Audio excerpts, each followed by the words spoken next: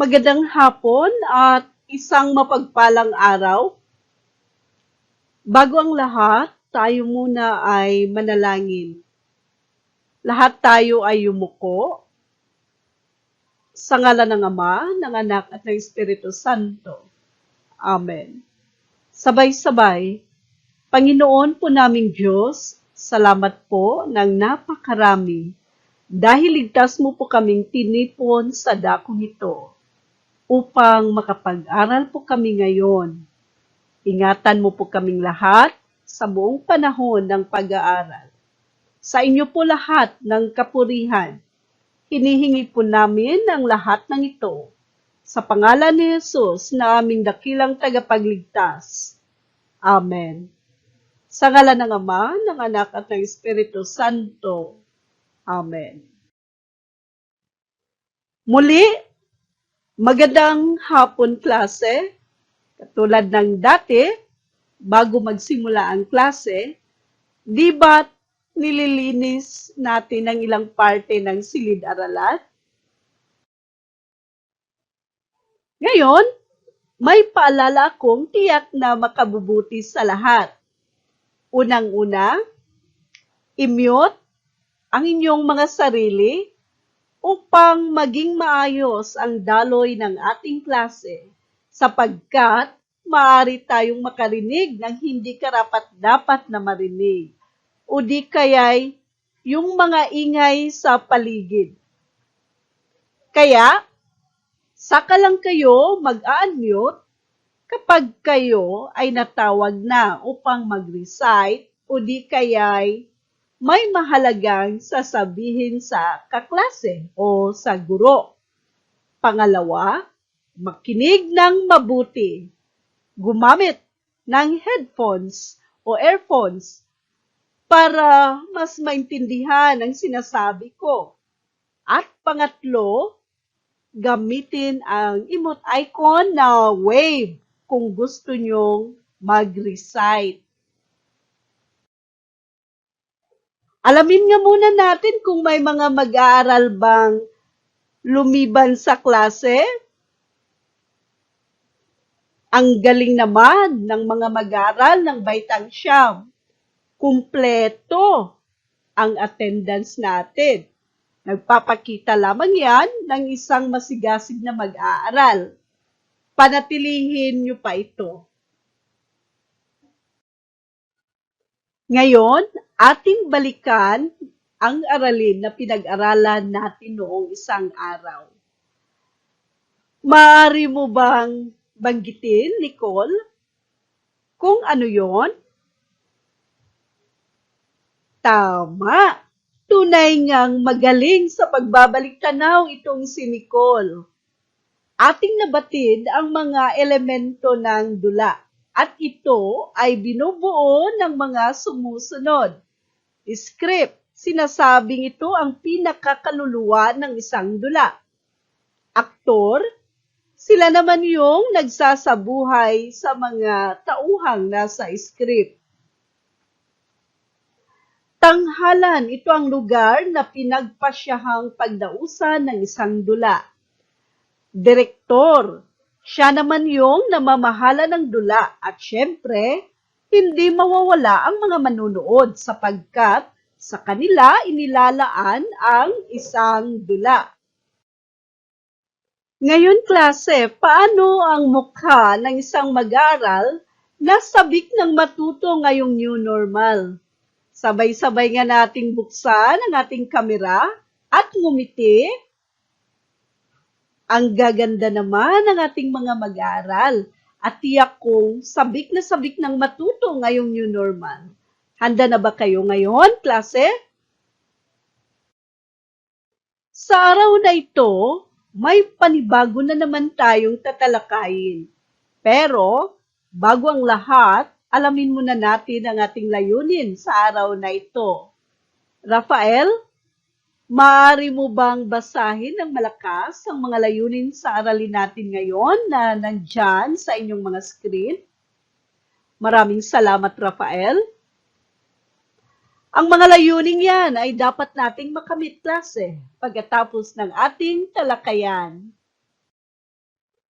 Sa pagpapatuloy ng ating aralin, pahintulutan ninyo akong ibahagi sa inyo ang isang video clip na gagamitin natin bilang springboard ukol sa isang gawaing palasat sa loob at labas man ng ating bansa.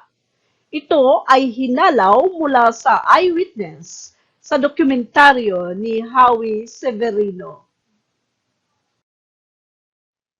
Ngayon klase, bago tayo dadako sa sinasabi nating springboard, hindi tayo magkakaroon agad ng maayos na daloy sa panunood o pakikinig kung maraming balakid.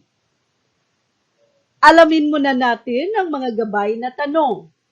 Maglabas lamang ng papel at ballpen para kopyahin itong mga katanungan o di kaya'y paki-screenshot na lang.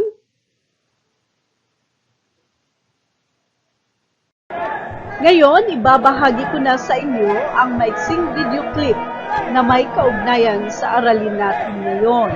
Ang inyong mga gagawin klase ay tumingin lamang sa inyong mga screen at makinig ng mabuti.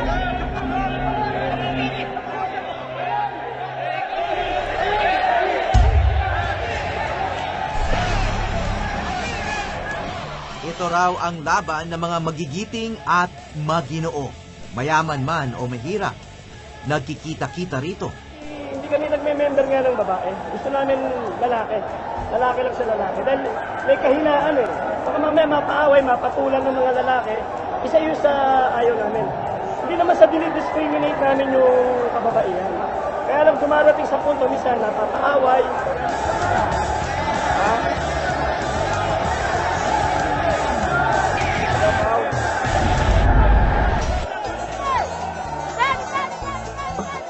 Pero siksikan man ang mga maginoo sa loob ng arena, may puwang pa rin para sa pagbabago sa larong ito.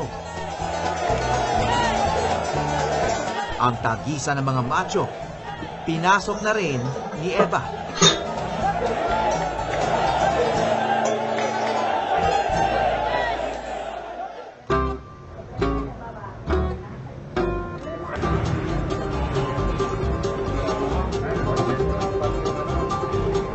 Araw-araw may sabong sa maraming sulok ng bansa.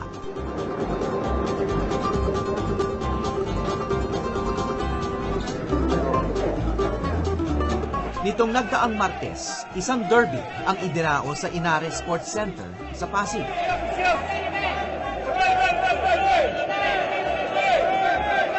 Ang mga kalahok, mga miyembro ng National Cockers Alliance. Isa sa pinaka-prestihiyosong samahan ng mga sabungero. Big-time fighters sa mga miyembro nito.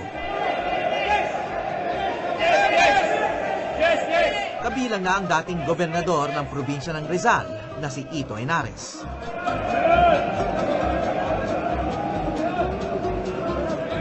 Siya pa nga mismo ang nagbibitaw ng kanyang manok.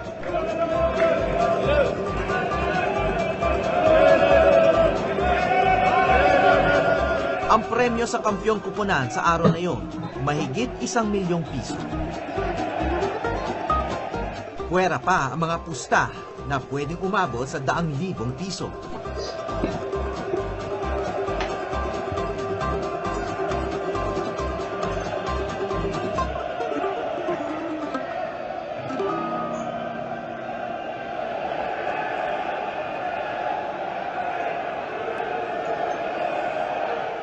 Halos 30 team ang lumahok sa labang yon.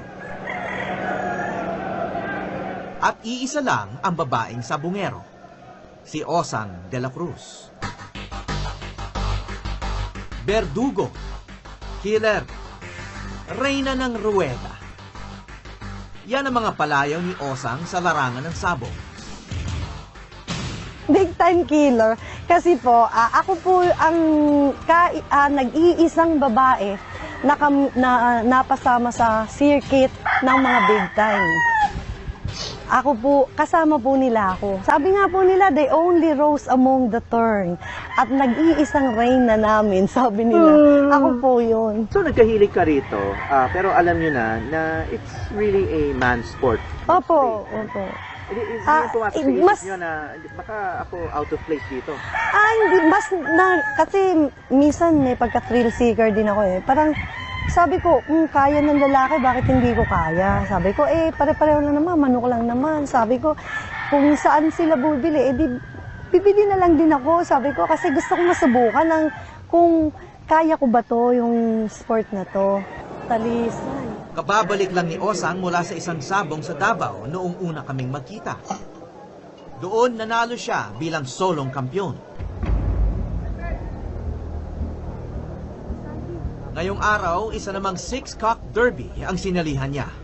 Ibig sabihin, 6 sa kanyang mga manok ang lalaban.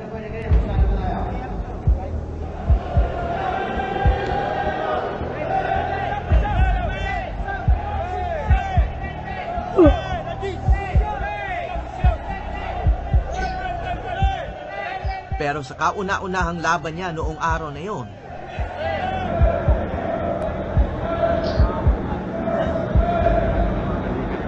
natalo ang reyna ng ruweda.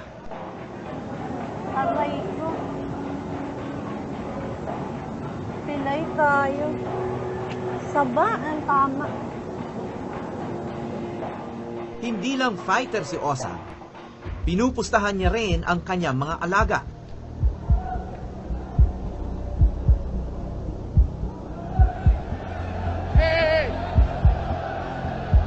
Yamado to?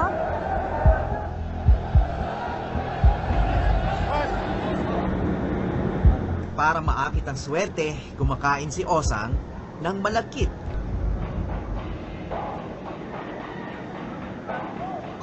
Kasi ang puto mo, ganun po yung straight, parang mga 1, 1, 1. Malagkit pa, parang pampaswerte. Kaya kumain kami malagkit. Ano, may pusta ka rito? Siyempre. Kaya ka pala mukhang kabado.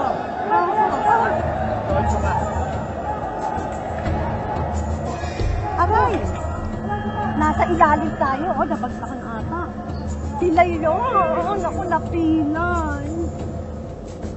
Ayan. Naku, talo tayo. Pilay tayo. Yun, baka sakali. Baka, ay, naku, ha? Ayan, dali. Pilay din tayo eh. Ha? Parehong pilay eh. Dalawa. Ay, panalo, sir. Panalo. Opo, pwede. Hindi ayon yung manok eh. Timing si sir. Balda na. Opo. Ito po 3 times winner. So ngayon 4 times winner. Kaso hindi na siya magagamit kasi baldado na. Bali, Forever. balda na po siya. Bali 4 times na itong nagamit. 4 times winner na to. Lalaban ulit yan. Hindi na, balda na po eh. Retirado na. Retired na po to kasi balda oh. Pilay. Ito po yung Yakuza ko na tinatawag kasi putol na po yung daliri. Kasi 3 times na siya. Ngayon 4 times winner na. Iyan po yung sugat niya before, yung ganyan lang. So, subok na to. Opo, 4 times na po siya Tama. ngayon. Tapos Dito, sasabihin, kailangan madaliin tapos ito sasabihin kasi po nila kung... baka mamatayan kung tuloy-tuloy Sasabihin lang po ito. nila kung 50-50. Ibig sabihin, pag sinabing 50-50, 50% mamamatay, 50% mabubuhay. Kaya lang ito po, katulad niya. Tuloy ng mga ito, patay na. Opo. Tapos iyan po, katulad niya, bali na ang paa niya, baldado na siya. So definitely, hindi na natin siya pwedeng ilaban, hindi na natin siya pwedeng gamitin para ipangsabong. Hindi nagagaling yan. Gagaling po, kaya nga po dinodoktor nila eh. Talagang swerte ang yakuzang manok ni Osang. Pero sa bawat panalo, buhay ang kapalit ng talo. At minsan, manalo man sa laban, pwede pa ring mamatay ang nagwagi.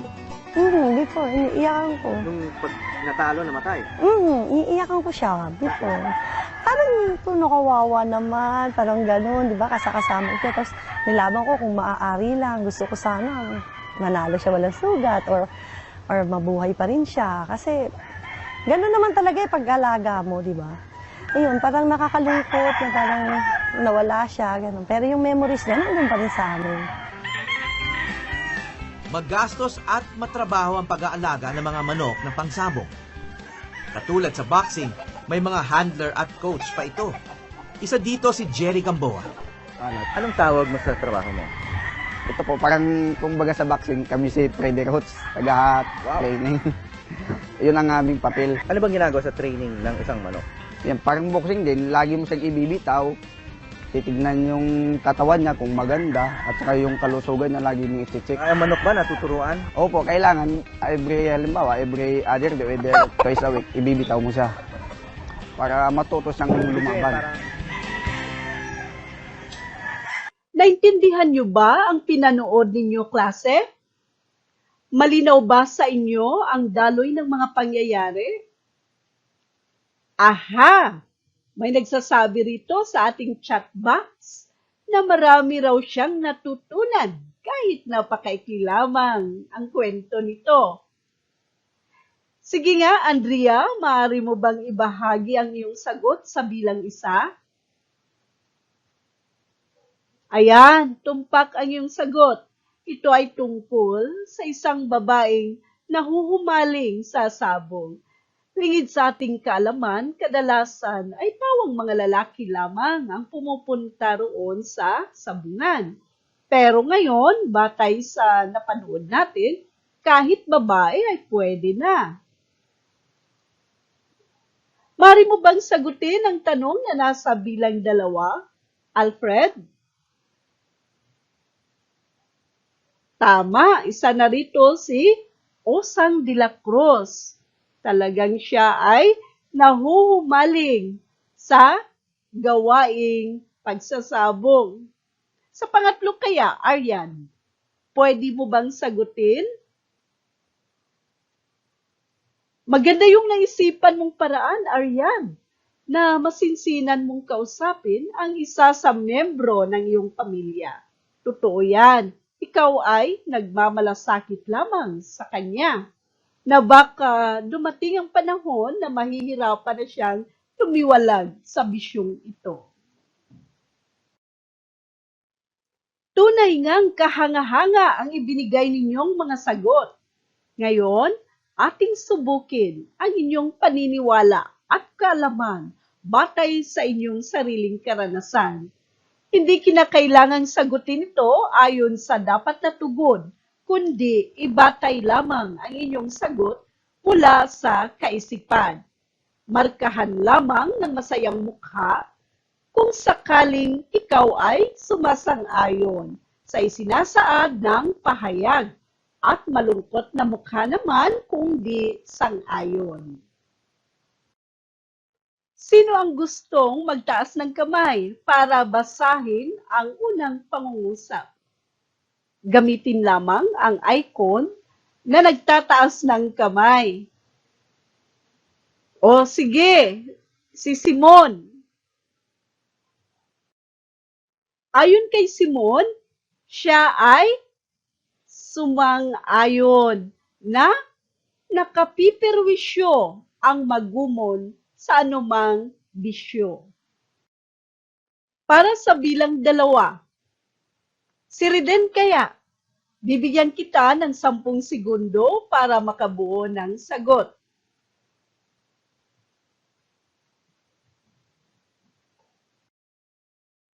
Si Reden naman ay di sumasang-ayon sa isinasaad ng pahayag.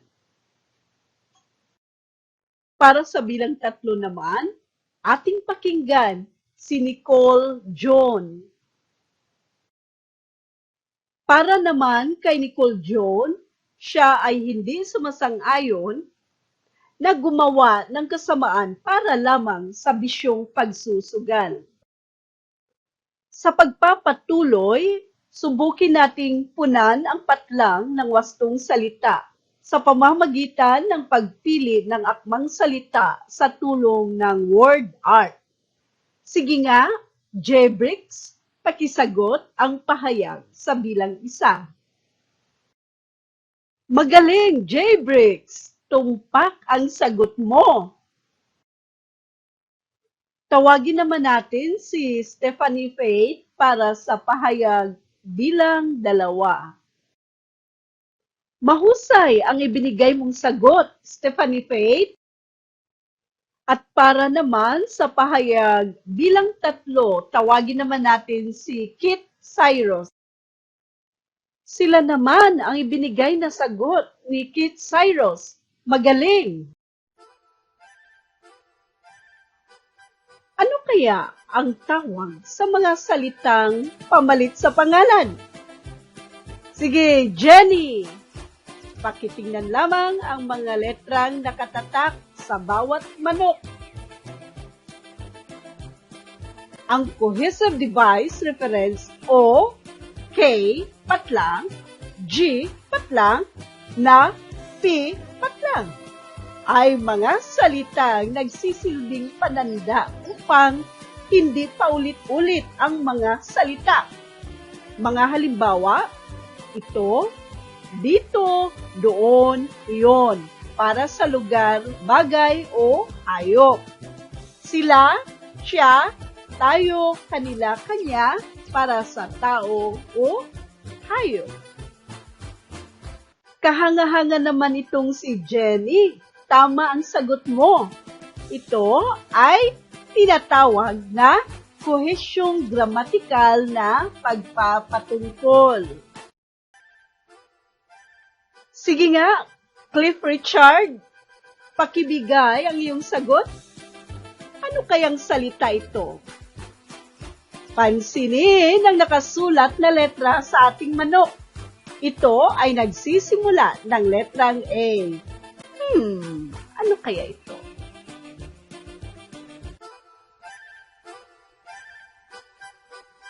Magaling! Cliff Richard! Ito ay tinatawag na anapura. Panghalip na ginagamit sa hulihan bilang pananda sa pinalitang pangalan sa unahan. Mari mo ba kong tulungan, Christine May? Ano kaya ang tawag natin sa ikalawang uri ng kwesyong gramatikal na pagpapatungkol?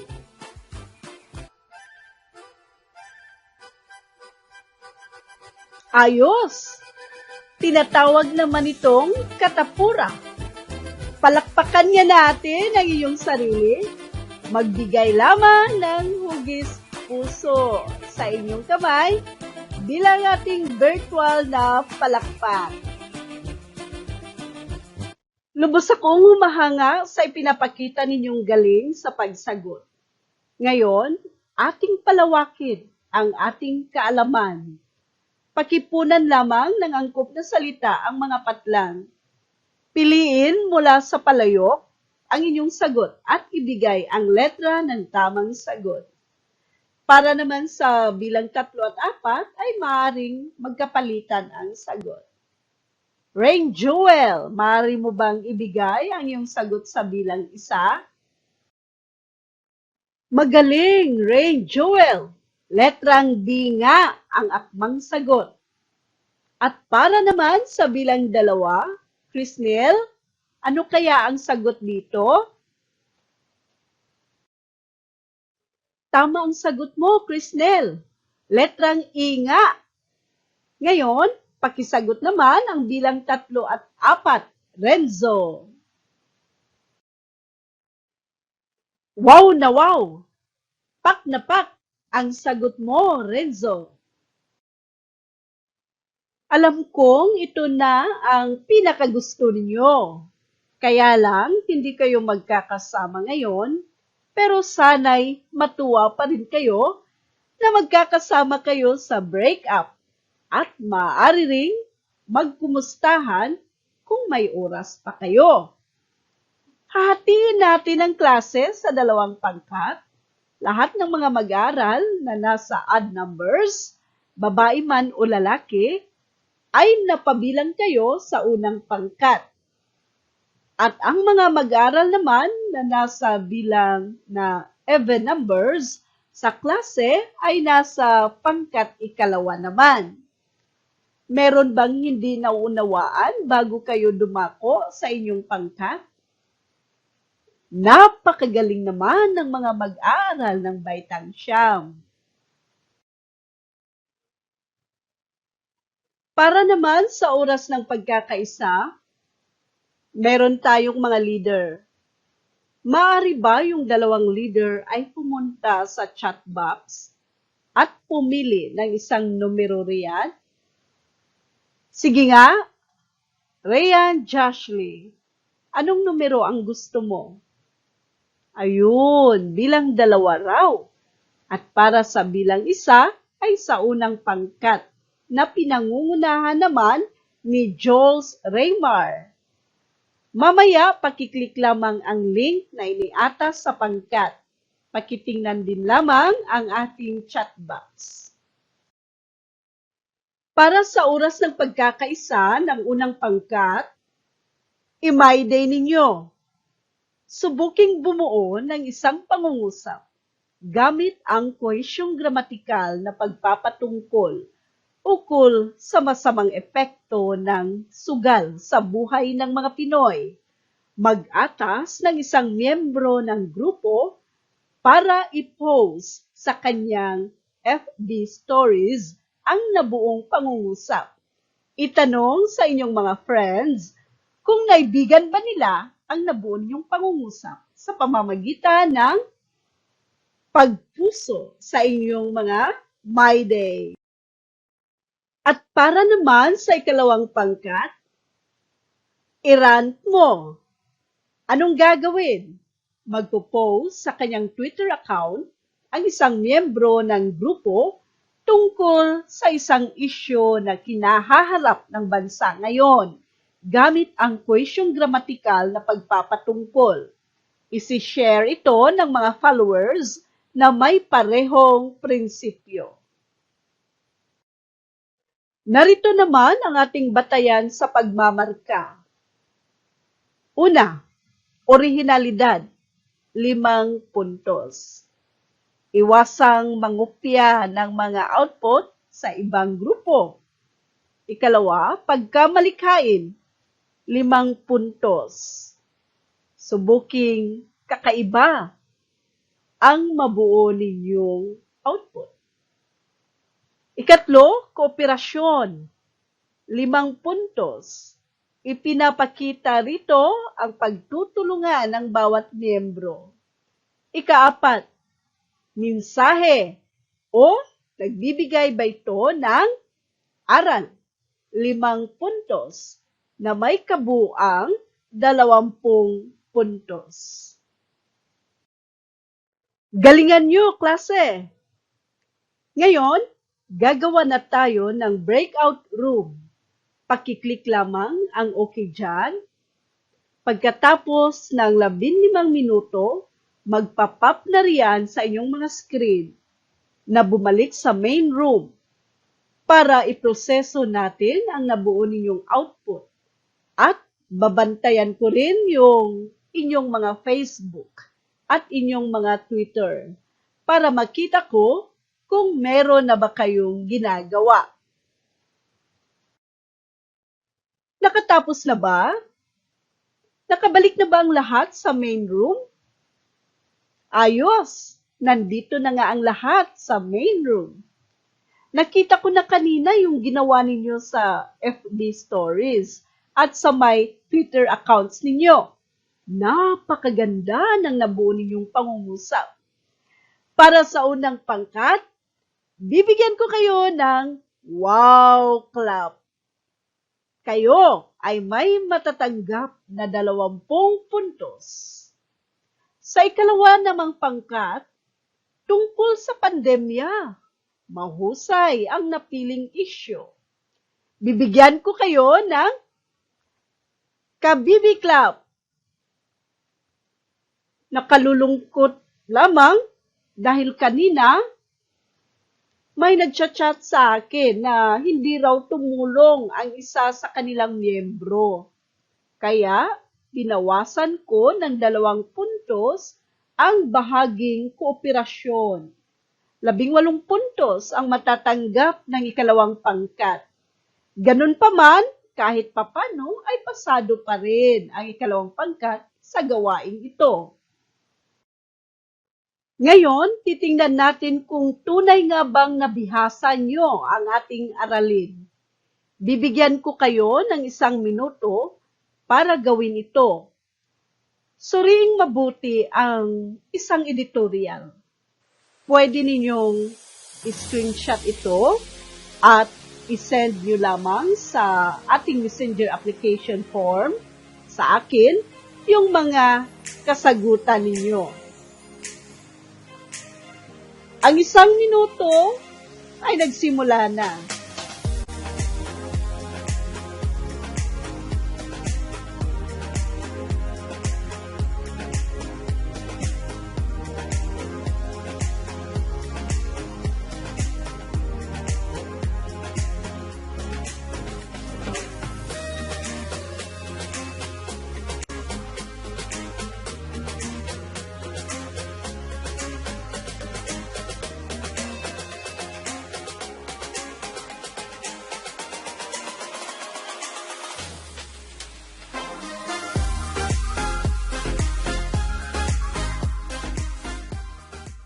Nakikita ko ang galing ng pagkakabuo ninyo ng mga pangungusap mula sa isinagawang gawain.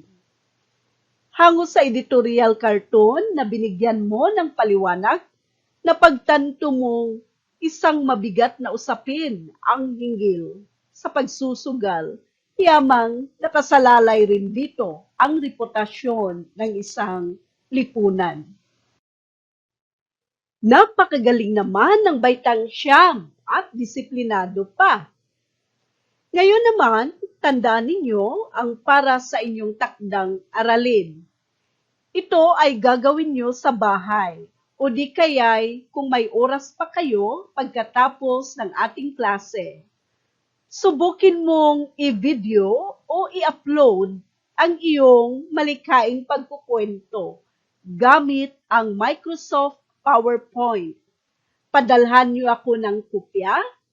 Maaari mo ring i-post sa discussion board ang inyong ginawang video upang makita ng iyong mga kamag-aral at makapagbigay sila ng komento. Sundin ang rubric sa pagtatanghal ng masining na pagkukwento. Gumamit din ng kwesyong gramatikal sa pagkukwento. Ito yung aplikasyon na gagamitin ninyo.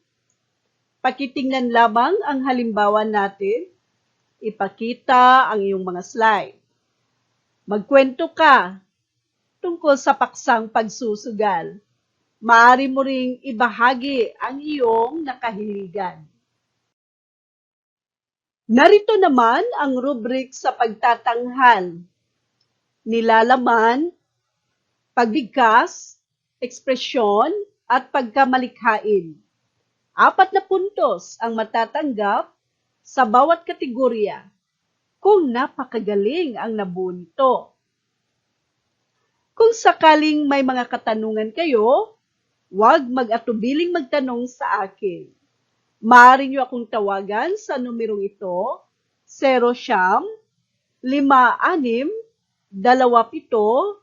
0956-27-1-33 o di kaya'y sumangguni lamang sa email ad na ito, cherisa.omega@deped.gov.ph. Ngayon, ihanda ang sarili para sa pangwakas na panalangin. Sa ngalan ng Ama, ng Anak, at ng Espiritu Santo. Amen. Sabayan niyo ako. Maraming salamat po sa mga aral na inyong itinuro, kasama ng mga pagkakataon at mga biyaya ng panahon, upang maiguhit namin ng mainam ang aming mga kinabukasan. Panalangin ngayon pagkatapos ng klase at aming hinihiling na sana magkaroon pa kami ng kalakasan at katatagan upang muli naming mapagyaman ang aming kaisipan. Nais namin na ikaw ay aming pasalamatan sa biyaya ng karunungan. Amen. Sa ngalan ng Ama, ng Anak, at ng Espiritu Santo. Amen.